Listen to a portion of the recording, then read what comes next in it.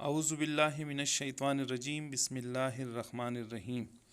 عزیز طلبہ، آج ہم جماعت دہم کے نثر کے حصے کا دوسرا سبق پر نانی جو کہ ایک شخصی خاکہ ہے پڑھیں گے۔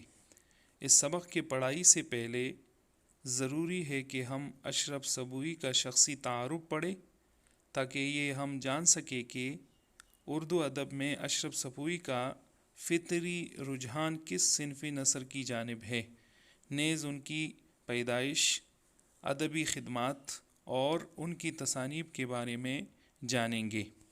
عزیز طلبہ، اشرف سبوئی کی پیدائش کا سال 1905 ہے جبکہ ان کی وفات کا سال 1990 ہے۔ اشرف سبوئی کا اصل نام سید ولی اشرف تخلص سبوئی اور قلمی نام اشرف سبوئی ہے۔ اشرف سبوئی دہلی میں پیدا ہوئے۔ ان کا تعلق ڈپٹی نذیر احمد کے خاندان سے تھا۔ ان کے والد کا نام علی اشرف تھا جو بزرگ عالم دین تھے۔ آئیے طلبہ اب اشرف سبوئی کی ادبی خدمات جانتے ہیں۔ عزیز طلبہ، اشرف سبوئی نے اپنی ملازمت کا آغاز ڈاک اور تار کے محکمے سے کیا، لیکن لکھنے پڑھنے کا شوق اپنی جگہ قائم رہا۔ وہ شاہد احمد دہلوی کی رسالہ ساقی میں مضامین لکھا کرتے تھے۔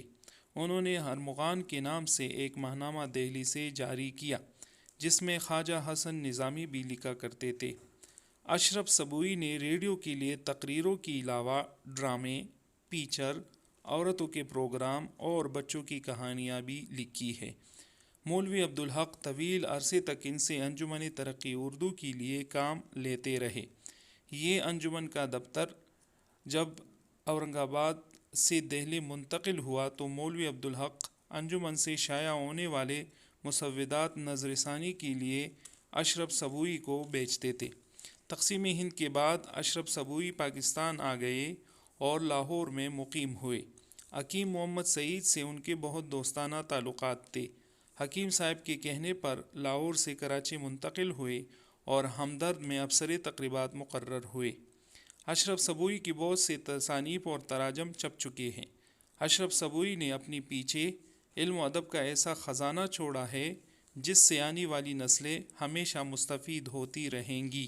عزیز طلبہ، اب اشرف سبوئی کی تصانیف کے بارے میں جانتے ہیں۔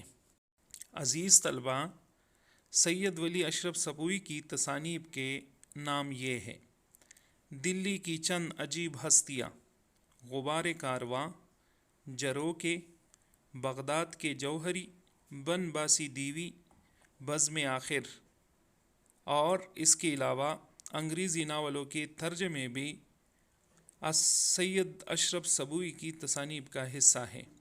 عزیز طلبہ، امید ہے کہ اس شخصی تعارف سے آپ نے بہت کچھ سیکھا ہوگا۔ اگلی ویڈیو میں پرنانی سبق کا خلاصہ پیش کیا جائے گا۔ تب تک کے لیے اجازت، اللہ حافظ۔